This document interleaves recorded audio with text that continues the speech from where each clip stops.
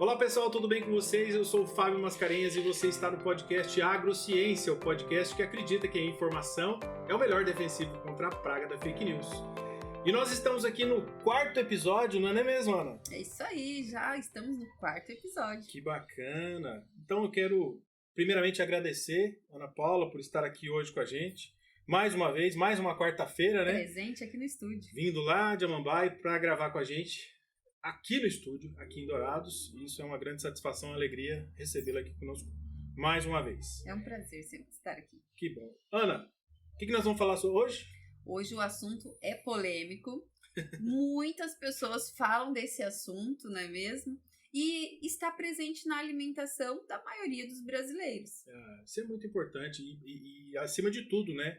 É uma carne, é um produto que, acima de tudo, ele é acessível, barato, até certo ponto, né? Por isso que a Ana falou que está no prato da grande maioria das pessoas, não só no Brasil, como no mundo todo, né? Nós exportamos muito, somos um dos maiores exportadores, né? Se não o maior exportador de carne de frango do mundo, né? Olha que bacana. Então você já sabe qual é o nosso tema de hoje.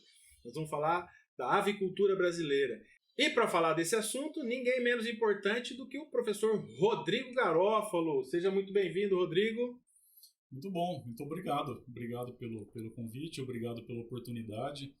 Agradeço a todos que vão assistir esse 4º episódio já do podcast do Agrociência. E aproveito já também agradecendo pelo convite e parabenizar vocês pela iniciativa do projeto e também pelo excelente serviço, né, que vocês estão prestando a toda a sociedade aqui de Dourados, do estado, Brasil e mundo, ajudando aí a combater essa verdadeira praga que são as fake news, né? As fake news. Praga da fake news. E nós queremos agradecer, nós que queremos agradecer, Rodrigo, a sua presença aqui. Para mim, na verdade, é uma grande honra tê-lo aqui como nosso visitante, nosso convidado, né? Porque você tem uma história junto comigo, né? Para quem não sabe, o professor Rodrigo foi meu orientador de doutorado, aí tivemos uma história aí nos últimos 4 anos, né? De muita proximidade, muito aprendizado, muita troca de informação. E o Rodrigo, ele esteve comigo aí presente nessa fase importante da minha vida, então para mim é uma alegria muito grande, né? Não só uma gratidão, mas uma alegria muito grande tê-lo aqui conosco para dividir um pouco do seu conhecimento, né? Conosco e com todo o nosso público aí que vai assistir esse episódio. Tá joia? E principalmente colocar em discussão muitas dúvidas que o pessoal tem com relação à carne de frango, né? Então, esclarecer para o pessoal, levar dados, levar informação de qualidade, para que todo mundo se sinta seguro, confiante e que valorize ainda mais esse setor do nosso agronegócio. Exatamente. E para apresentar o professor Rodrigo, como, né, muita gente que vai estar assistindo pode não conhecê-lo, ele é graduado, mestre e doutor em zootecnia pela Universidade Estadual Paulista Júlio Mesquita Filho, fez pós-doutorado em engenharia agrícola pela FEAGRE Unicamp e a sua atuação profissional, Rodrigo? Você é professor titular na UFGD, nos cursos de graduação e pós-graduação, né, em zootecnia e pós-graduação em agronegócios. Também é bolsista produtividade em pesquisa do CNPq, é diretor em eventos da FACTA, evento grandioso de renome, é conhecido nacionalmente, né? A FACTA aí, a Fundação de Apoio à Ciência e Tecnologia Avícola. Então, é uma grande honra também por isso, né? Receber um representante de tão peso, né? Olha a importância desse vídeo, pessoal. Olha como a gente realmente escolheu a dedo uma pessoa importante para vir falar para a gente sobre esse tema, né? A avicultura. Mas, terminada a apresentação, Ana e Rodrigo, sobre o que na avicultura nós vamos falar?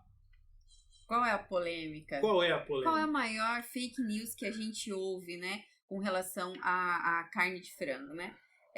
Como esse setor ele evoluiu muito e as pessoas não sabem como funciona o sistema produtivo, né? Toda a parte de manejo e trato dos animais, é mais fácil falar que estão dando hormônio para o frango, não é mesmo?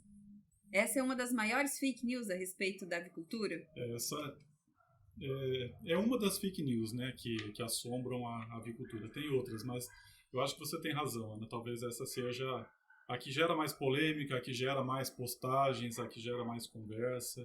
E a fake news da utilização de hormônios na avicultura, talvez seja uma das mais antigas, né? Sim. Disseminada aí entre as pessoas, mesmo antes da intensa utilização de redes sociais que nós temos hoje. É verdade. Então, é o nosso papel, né? Enquanto profissionais, enquanto estudiosos do assunto, ajudar a esclarecer essas mentiras, essas inverdades que são divulgadas e que só tem por objetivo aí prejudicar a atividade. Até porque, assim, quando atribuem uma desqualificação da carne, por exemplo, ou um outro meio de trato dos animais, isso vai comprometer tanto o consumo, né, que as pessoas vão ficar inseguras com relação ao consumo, mas principalmente desvaloriza todo o trabalho do campo, né, porque tem muito trabalho por trás do desenvolvimento da ave até a comercialização. Com né? certeza. O Fábio falou bem, né, na apresentação, na contextualização do tema de hoje. O Brasil é o maior exportador de carne de frango do mundo. Isso nós não conseguimos de uma hora para outra, né? Nós estamos tratando aqui de um animal, de uma atividade que evoluiu ao longo dos últimos 50 anos. O frango de corte que nós temos hoje, ele é resultado de 50 anos, pelo menos, de melhoramento genético, né, animal. E não só o melhoramento genético do animal, nós temos aí o avanço em nutrição em ambiência, em controle sanitário. Hoje está muito em pauta, né, a questão sanitária. O Brasil é referência em questão sanitária para o mundo, né? A nossa avicultura é uma das aviculturas mais fechadas e blindadas do mundo. Isso nos garante aí um status sanitário muito interessante, pensando em atender aquilo que a gente precisa, tanto para o mercado interno como para atender as exigências do mercado internacional. E era justamente isso que a gente já queria começar discutindo contigo, Rodrigo. Falando do histórico que o Brasil tem, né? A avicultura brasileira tem. Como é que era essa avicultura antes, há uns 50 anos atrás, digamos assim, e como é que ela está hoje? O que evoluiu? O que dá para a gente dizer que melhorou? O que estagnou? Ou tudo mudou? Como é que houve essa evolução? Uma evolução, como eu disse, que já tem aí pelo menos 50 anos. Né? Nós estamos muito distantes daquela ave que era criada no passado, há 50 anos, muito distantes das instalações, né, que eram utilizadas. No início nós tínhamos pequenos produtores, produtores independentes, com comercialização até certa forma informal, né, atendendo demandas locais. Hoje nós avançamos para aquilo que nós chamamos de avicultura industrial. Né? A ave mudou de lá para cá? Com certeza. No passado nós tínhamos lá uma ave que levava 60, mais, né? Podia chegar próximo do que o frango caipira leva, né? Por volta de 80, 90 dias para ganhar 1,5 kg, 1,2 kg, 1,5 kg. Hoje nós já conseguimos isso com muito menos tempo, né? Legal. E a gente sabe que realmente a tecnologia tem influenciado muito para que a gente alcance esses números, né? Esses dados, esses resultados não só na avicultura, obviamente, mas em todo o agronegócio a ciência tem importância, né? O que foi o tema do nosso primeiro episódio. E hoje, como é que essas aves elas são mantidas? É diferente da antigamente? Como que é a vida dessas aves dentro dos aviários, soltas? Esses frangos aí que a gente encontra no supermercado, esse produto que a gente encontra no supermercado, enorme, né? Peitos, coxas enormes. Como é que é a vida desse animal? Onde que ele é mantido durante a vida? Sim, como eu disse, né, houve uma evolução muito grande. No passado, então, nós tínhamos aviários abertos, com tela, né? Mas eram aviários com cortinas, então tinha ventilação externa, né? Que eram aviários chamados de pressão positiva. Hoje nós trabalhamos com aviários totalmente fechados em pressão negativa, onde nós temos o controle total do ambiente, umidade, temperatura, velocidade do vento, presença de gases, tudo é muito controlado. São aviários... nós temos aviários ainda pressão positiva, aviário tipo túnel, isso seria acho que um tema até para uma outra conversa. Né? Mas hoje se utiliza muito aviários fechados, com controle inclusive de iluminação, que são os aviários chamados de dark house. Né?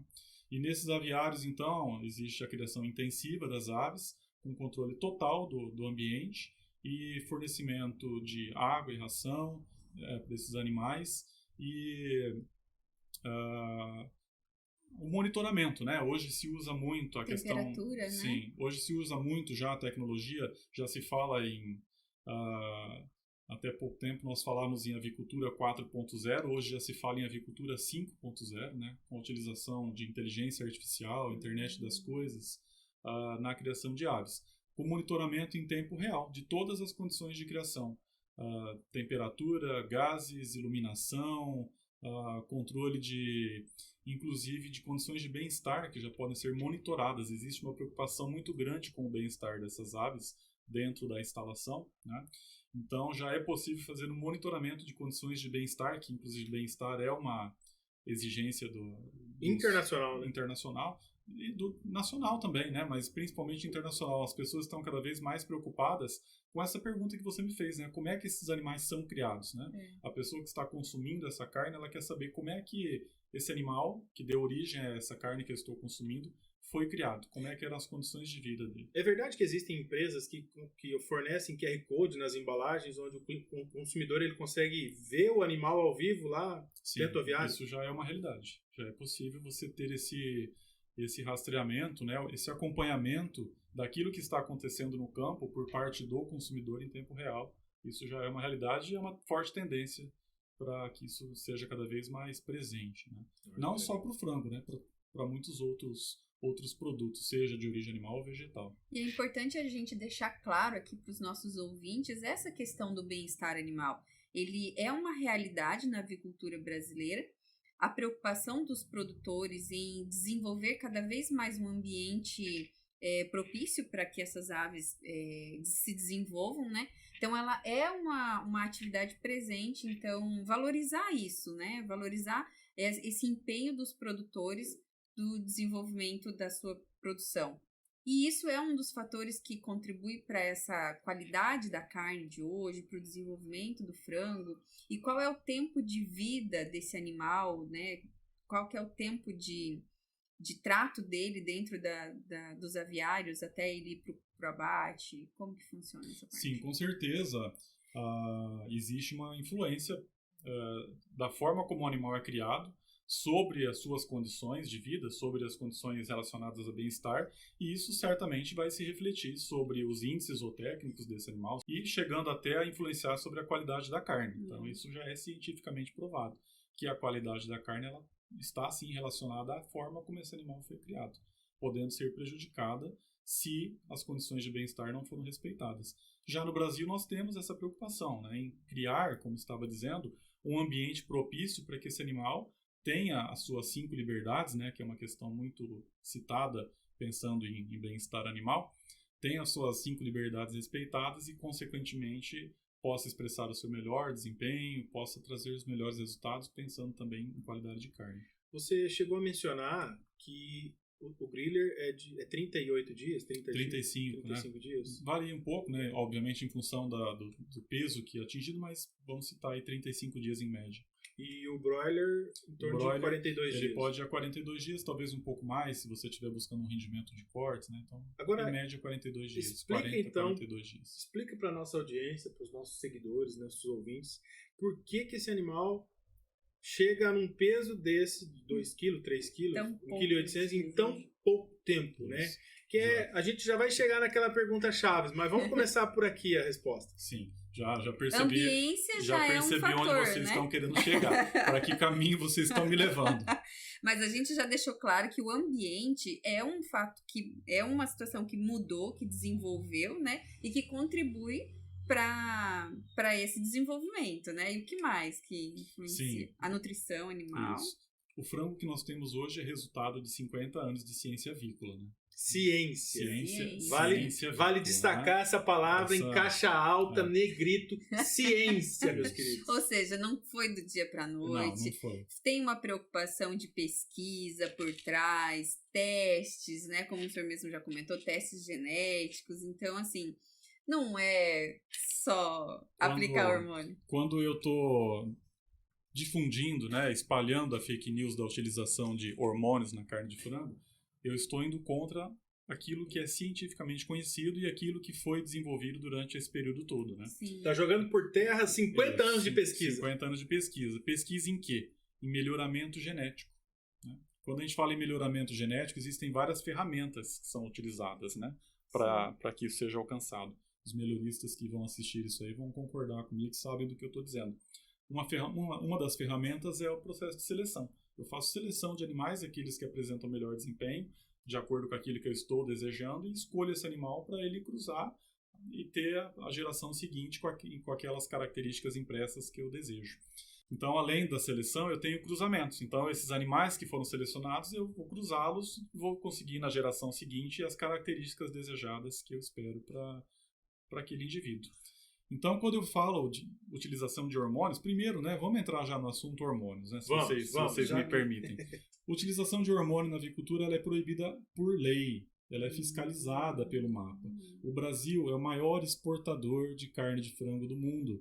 Nós não queremos perder essa posição que alcançamos com muito trabalho, com muita dificuldade. O Brasil ele briga com a China pelo segundo lugar em produção. Eu falei certo, né? Maior exportador. Maior exportador. Então, o Brasil é o maior exportador de carne de frango do mundo e briga com a China pelo segundo lugar. Pensando em expansão de avicultura, na China as condições são mais limitadas e menos favoráveis, vamos dizer assim, do que aquelas que nós temos aqui no Brasil, pensando em clima, pensando em tecnologia, pensando em condições ambientais, pensando em área para a produção de insumos, né? Pensando em produção de milho e soja. Então o Brasil tem tudo para aumentar a sua produção. E a China tem os seus problemas, né? Que nós sabemos muito bem quais são. Então, a gente já tem esse fator que é a lei, proibido por lei. Então, fica claro que nós não temos esse recurso como um dos pontos de resultado da melhoria da produtividade. Esse é um dos pontos, né? Nós vamos avançar ainda um pouco mais nesse raciocínio. Mas o ponto de partida é que é proibido por lei. E se é lei e a nossa avicultura é tão tecnificada e nós estamos numa posição mundial tão favorecida, nós não queremos perder isso por bobagens. Mas antes disso, né? Vamos continuar falando na pergunta que o Fábio fez anteriormente, como que esse frango chegou a ser o que ele é hoje, a se tornar o que ele é hoje. Então nós temos o melhoramento genético, nós temos avanços em nutrição, a pesquisa em nutrição nos últimos anos, ela avançou assim de uma forma incrível. Nós temos pesquisas em metabolômica, em nutrigenômica, coisas muito... Nunca nem ouvi falar. Muito avançadas. Né? Então, nós conhecemos muito bem, você estava falando, né, sobre a nutrição um pouco antes. Sim. Nós conhecemos muito bem. Claro que ainda tem muita coisa para ser descoberta, né, para ser estudada, mas o nível de precisão das pesquisas que estão sendo feitas já estão a nível de metabolômica, nutrigenômica, coisas muito avançadas. Então, isso fez com que, associado ao melhoramento genético, uma nutrição muito precisa, hoje se fala em nutrição de precisão, né? Tem a zootecnia de precisão, a nutrição de precisão, a avicultura de precisão. Assim, né? Como na agricultura de precisão. Assim como a agricultura, né, de precisão. O que significa essa precisão? Significa acertar em cheio aquilo que o animal, pensando em nutrição, né? Acertar em cheio aquilo que é exatamente o que o animal está demandando. E a gente sabe que quando ele tem um aporte nutricional de qualidade, com os nutrientes, né, os micros e os macronutrientes necessários para o seu desenvolvimento, consequentemente ele vai ter menos doenças, menos uso de medicamentos, uma qualidade de vida melhor, ele vai chegar no peso ideal no tempo certo, né? Então, consequentemente, a qualidade da carne é melhor, é o melhor resultado. Com né? certeza. Então, já falamos de melhoramento genético, falamos de nutrição, agora vamos falar de ambiência. Ambiência é a pergunta que o Fábio fez anteriormente. Onde que esses animais são criados? São criados em aviários com ambiente totalmente controlado. Né? A amplitude térmica que nós temos na avicultura é muito grande. O que significa amplitude térmica? A diferença de temperatura. Quando tem um pintinho, é um animal que exige lá a temperatura de 33 graus, uma temperatura alta. E à medida que essa ave vai se desenvolvendo, ela vai ficando cada vez mais intolerante a temperaturas muito altas. Então, na mesma instalação, eu tenho que ter condições de aquecer quando é pintinho e de resfriar esse ambiente quando as aves vão ficando mais velhas. Então, a ave com 42 dias, a temperatura ideal para ela estaria ali entre 20 e 22 graus. Então, olha que amplitude térmica, né? Dos 33 para 22 graus, né? Interessante. Você estava comentando agora há pouco sobre a tecnologia, né, em prol da avicultura em si.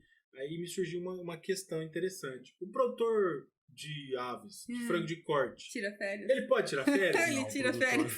O produtor, se ele tirar férias, ele tem que ter uma pessoa de extrema confiança para ficar no lugar dele, né? Porque a rotina é bastante puxada. Se o produtor quiser, de fato, conseguir conduzir os 6 lotes, né, em média, que é possível por ano, em uma instalação, ele precisa trabalhar direitinho. Lotes, né? Professor? Então, como eu falei, o período de criação para uma ave com frango broiler pesado, 42 dias. Então, 42 dias com as aves alojadas no aviário.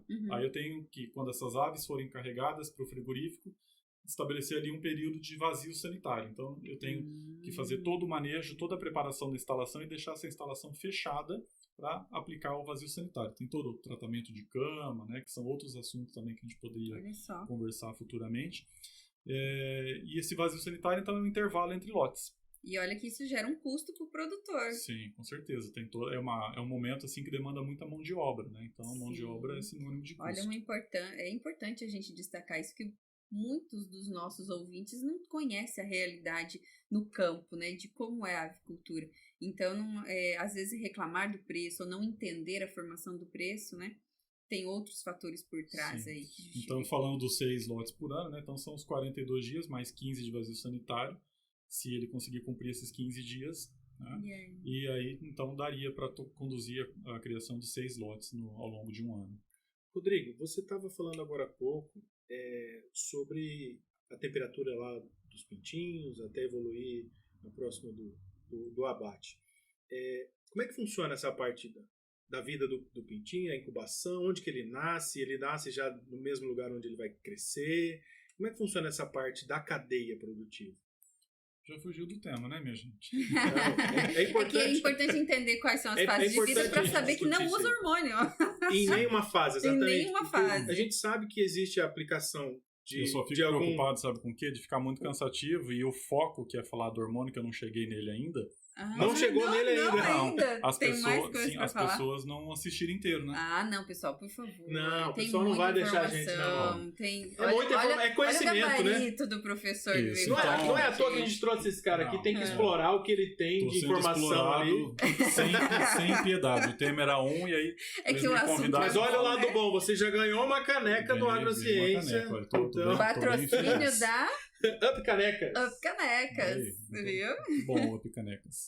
Mas é importante a gente falar isso das fases, professor, porque uma coisa que vira notícia muito rápido aqui no Brasil é quando em um aviário acontece um número expressivo de mortes de frango, por exemplo, por conta da temperatura que o senhor comentou anteriormente. E aí aquilo demora muito tempo para a gente conseguir reverter aquela notícia que não veio com todas as informações, não é mesmo? Sim. Às vezes as pessoas divulgam aquilo que querem divulgar para vender a sua notícia, né? Porque a notícia ruim vende muito mais do que uma notícia boa, né? Então, e as pessoas não entendem que tem fases, temperaturas. Podem pegar um fato isolado e transformar ele naquilo que quiserem. Então, essa mortalidade pode ser por causa de um manejo errado de climatização do aviário e a mídia soltar que foi em função de uma doença. É verdade. Tá aí a importância, né, da divulgação daquilo que é verdade. E na pergunta anterior, né, então as aves elas são incubadas de forma artificial. O que significa que essas aves são incubadas de forma artificial? Na natureza, quem faz a incubação de forma natural é a galinha. Sim. Os ovos que serão incubados para a produção de pintos de um dia, eles são incubados de forma artificial, em incubatórios. Então a empresa tem um incubatório, ela faz a incubação, produz pintos de um dia, da linhagem X, machos ou fêmeas, com o programa vacinal que cada incubatório em cada região utiliza, e encaminha esses pintinhos para o produtor. E aí o produtor então vai fazer todo o processo de criação das aves, do primeiro dia até a idade de abate, de acordo com aquilo que foi programado com a empresa. É verdade que o animal já recebe a primeira vacina dentro do ovo? Sim, o animal pode ser vacinado em ovo, no momento da transferência, né? Que olha é o momento que informação importante. Que o ovo sai da bandeja de incubação e passa para a gaveta, né? Ou a caixa, gaveta como é mais conhecido, de nascimento. Então, nesse momento, é feita a a vacinação, a transferência que nós chamamos, feita lá com 17 dias. Legal. Então, nesse momento é possível fazer a vacinação em ovo, o que vai aumentar a eficiência e diminuir custos com mão de obra. E vocês acham que eu não ia explorar isso de informação de um cara desse? Tá brincando comigo? Muito mais prático Tem muita informação muito ali mais pra prático eu fazer uma vacinação sem demandar mão de obra, né, com uma bandeja, com a máquina que vacina os ovos todos de uma vez, né, que estão lá naquela gaveta, naquela bandeja, do que eu ter que contratar mão de obra para manualmente vacinar um por um, se for vacina injetável, né? Claro que se for uma vacina usada em spray é outra história. Agora, já que você falou da vacina manual, um dos motivos, agora a gente vai voltar para o tema do episódio. Um dos motivos que inviabiliza, que eu já li isso, que inviabiliza a utilização de hormônio em animais, principalmente na avicultura. Quantos animais cabem num aviário grande, Dark House, em médias? Depende do tamanho do aviário, mas você pode ter 35 mil aves. Vamos pegar 35 mil aves dentro de um aviário para você aplicar hormônio um por um na seringa. Vai, vamos ver. Não dá conta. Um exemplo é o fato da primeira vacina já ser recebida no ovo. Mas por uma máquina, né? Alguém de repente pode falar, mas então estão injetando esse hormônio no ovo, né? Sempre vão procurar uma forma de distorcer a verdade. O custo. Quanto custa uma dose de hormônio? Pois é. Né? E quanto tempo esse hormônio precisa estar no corpo ali do animal ou da pessoa para fazer o efeito? Um animal é abatido precocemente. Exatamente. Né? Eu tenho um animal abatido com 35 dias, até antes. Né? Até antes pode ser abatido com 30 dias se ele atingir o peso lá para ser abatido como o griller, que eu estava falando no início. Sim. Então, imagina, um animal abatido precocemente, ele nem teve tempo de ter uma maturidade fisiológica, sexual, para pensar que os hormônios iriam fazer efeito e trazer algum benefício. E quando a gente pensa em custos, quanto custa esse hormônio? Digamos que fosse permitido, né, que não tivesse uma legislação... Você está disposto a pagar esse custo? Mas eu acho que é importante, Fábio, a gente conversar um pouquinho sobre a origem desse mito. Vamos lá, sim, né?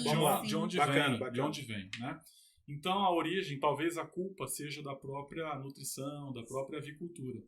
Nós utilizamos por muito tempo o termo promotor de crescimento. Utilizamos na nutrição de aves promotores de crescimento. Na cabeça da população, né, das pessoas comuns, quando se fala em promotor de crescimento, qual que é a primeira coisa que vem? Hormônio. Né? E não tem nada a ver com hormônio. O promotor de crescimento que até então nós utilizávamos, essa expressão, não tem nada a ver com hormônio. Hoje, a nomenclatura correta, ao invés de falar promotor de crescimento, nós ensinamos para os nossos alunos a falar melhoradores de desempenho. Só trocar o nome para esconder. Não é isso. O promotor de crescimento, ou melhor dizendo hoje, o melhorador de desempenho, nada mais é do que aditivos que são adicionados, sejam químicos, sejam fitoterápicos, né, que têm por finalidade melhorar o aproveitamento dos nutrientes que estão presentes na ração, que estão presentes na dieta.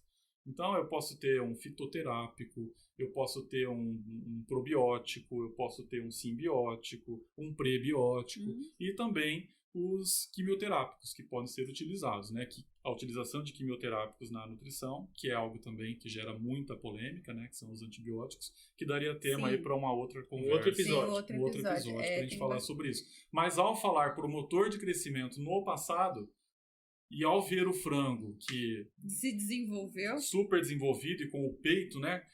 Enorme, né, com um rendimento de peito muito grande, que é o filé do frango, né? Que é, né, um dos cortes mais nobres, ou o corte mais nobre, né, da carcaça. As pessoas faziam uma analogia com pessoas que usam esteroides na academia e ficavam ou até mesmo a gente sem sabe, generalizar, né, que todos usam. Sim, e a gente sabe que, por exemplo, a medicina, ela utiliza o GH, que é o hormônio do crescimento, em crianças que estão com alguma deficiência, né?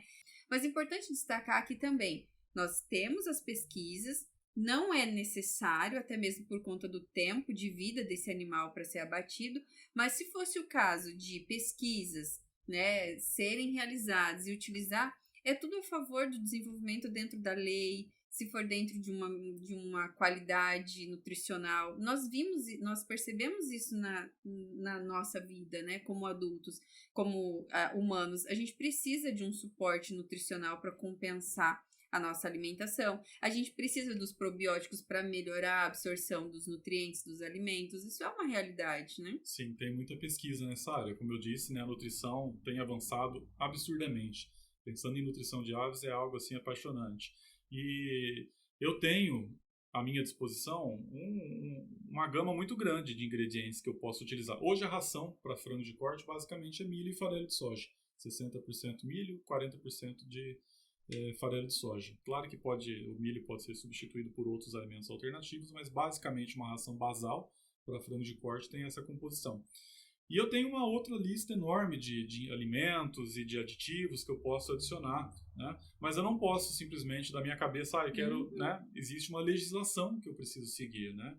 E saber aquilo que eu posso e aquilo que eu não posso utilizar. A população precisa ficar atenta, né? E ficar bem claro justamente isso, né, Rodrigo? Que o pessoal acha ou não pensa, né, que existe uma legislação por detrás de tudo isso. Em qualquer cadeia produtiva de alimento, nós estamos falando de alimento para seres humanos, né? Tudo isso precisa de uma legislação, de uma regulamentação. E a avicultura ela não é diferente. Ela é uma das atividades mais tecnificadas, nós já falamos sobre isso, mais regulamentadas e que segue todo esse parâmetro, né? Eu vou falar de novo aqui, né? Vou repetir, vou ser redundante, chato, mas eu vou falar mais uma vez. A nossa avicultura é vitrine. A avicultura brasileira é exemplo para o mundo. Nós não vamos correr o risco de perder isso por bobagem. Exatamente. Né? Então, nós recebemos missões de clientes que vêm de... O Brasil exporta para muito mais de 100 países. Nós recebemos missões desses países, né, que vêm para acompanhar como é que essas aves estão sendo criadas, como é que essas aves estão sendo abatidas. Ou seja, se nós somos vitrine, nós somos muito olhados. A vitrine, para que serve uma vitrine? Para mostrar referência, né? Somos referência. Somos referência, exatamente isso. E sendo referência, quanto mais referência você é, mais observado você é. Mais cobrado automaticamente você é. Então nós não podemos colocar isso a perder por bobagem. Utilizando coisas que não sejam, não esteja dentro da legislação ou dentro da ciência, né? Dentro do que foi estudado e desenvolvido, né? Isso. A Ana falou, né, sobre a questão da utilização de hormônios na medicina. Qual é o custo? Eu me lembro, eu acompanhei um caso, era um familiar, o filho de um familiar que estava com problema de crescimento e precisou fazer um acompanhamento. É caríssimo. Precisou fazer um acompanhamento tomando, né, doses de hormônio, GH, com uma periodicidade X. E a família inteira teve que se mobilizar para comprar, porque se a gente fosse falar, só para as pessoas terem uma ideia do que a gente está falando, era R$7.000. Não sei se eu estou falando besteira, se esse dado está atualizado. É algo assim que eu estou trazendo de uma coisa de muito tempo. R$7.000 uma ampola. Hoje o GH está em torno de R$1.400, R$1.600, né, aqui no Brasil, mas não sei te dizer também a dose para quantos dias. Eu não sei também esses 7.000 quantas doses e qual era o intervalo que ele usava. Mas imaginem vocês, eu estou falando aqui de um aviário com 135.000 aves.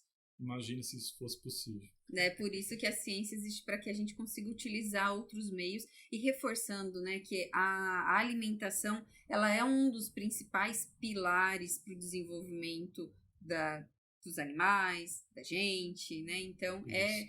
E aí quando a gente fala em alimentação, quando a gente fala em nutrição, a carne de frango ela é acessível, ela é barata, ela é versátil. Quantos pratos eu consigo preparar? Desde um simples filé grelhado até um fricassê ou algo mais elaborado, né? Então, é um coringa na cozinha, né? A carne de frango é um verdadeiro coringa na cozinha, extremamente versátil. E são poucas pessoas que não gostam, né? É verdade. Eu desconheço. E a indústria também se adaptou às mudanças no comportamento do consumidor também. Hoje você tem os cortes já de fácil preparo, que eu não sei cortar um frango inteiro, me julguem. Na verdade, você nem precisa saber cortar um frango. Você vai ao supermercado, você encontra o corte que você quer do jeito que você quer. A indústria, até isso já facilita. Então, olha, a gente falou muito de evolução aqui, né? E quando a gente fala de evolução, inclusive as exigências do mercado mudaram. Hoje as pessoas, né? Não tem mais tempo de ficar na cozinha desossando um frango. Não é isso? Então você vai ao supermercado, você tem o corte que você quer, às vezes produtos até pós-processados já só para aquecer no micro-ondas e rapidamente você faz sua refeição e vai trabalhar.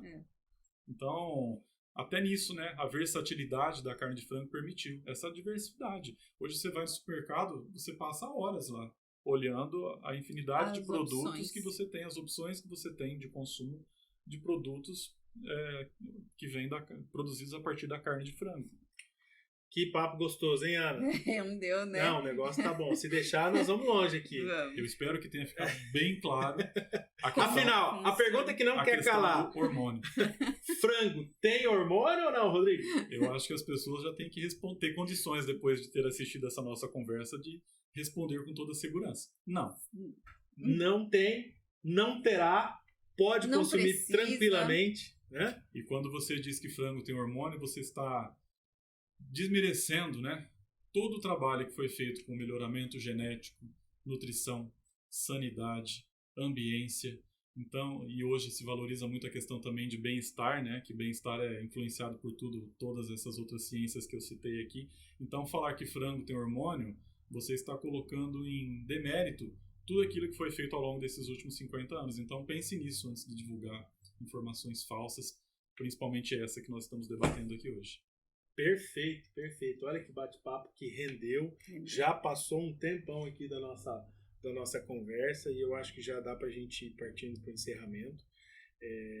Deu para a gente esclarecer, os nossos ouvintes também conhecerem um pouco mais da realidade da avicultura, né? Como que funciona dentro dos aviários. A gente sabe exatamente, a gente sabe que tem muita coisa ainda para ser dito, para ser comentado, discutido, para se falar. Mas o nosso tempo aqui é curto, nós não queremos tomar o tempo dos nossos ouvintes também. E se ficou algum assunto, né, alguma parte, né, algum tema que você queira saber mais detalhes, né, sobre avicultura ou qualquer outra cadeia produtiva, deixa aí nos comentários, né, a sua sugestão, a sua opinião, o que você acha. Se você já ouviu alguém falando que frango tem hormônio, ou que não come frango, ou que come menos porque acha que tem hormônio, deixa aí nos comentários pra gente saber como é que tá por aí rolando esse tipo de fake news. Mas lembrando que quem ficou até aqui, curte o vídeo, compartilha. Se você ainda não se inscreveu no canal, se inscreve também e ajuda a gente a levar as informações de qualidade para mais pessoas. É isso aí, Ana. Obrigado por me lembrar que é muito importante isso aí, você compartilhar com outras pessoas os vídeos que nós estamos produzindo aqui nesse canal para vocês. Então é isso. Agradeço, Ana, por você ter vindo de Amambai para cá. Quero agradecer ao professor Rodrigo Garófalo Garcia, meu querido e eterno orientador. Eu chamo ele de pai até hoje, sabia? Aí ele me manda mensagem: ô filho, já preparou o artigo? Puxão de orelha de pai. A cobrança continua. Eu acho que vai ser para sempre, viu? Depende de mim, com certeza. Esse Rodrigo. Mas obrigado, professor, pelas dicas, pelas informações, né, pela orientação para a população. Acho que é importante a gente levar essa realidade para as pessoas conhecerem de fato como que funciona a avicultura, né, valorizar ainda mais o produtor que não tira férias, que tem todo cuidado, investimento, né, com o setor. É isso aí. Eu quero fazer um agradecimento muito especial aqui ao programa de pós-graduação em agronegócios, né, também ao programa de pós-graduação em zootecnia, ambos da UFGD, né? E também quero fazer um agradecimento muito especial ao Marcelo Meck, né? Um amigo nosso aí que cedeu do seu tempo para vir aqui no nosso estúdio, trazer muita informação, conhecimento que foi necessário e muito valioso para a gente conseguir chegar nessa estrutura que nós temos hoje. Então, um agradecimento especial aí ao meu amigo Marcelo Meck.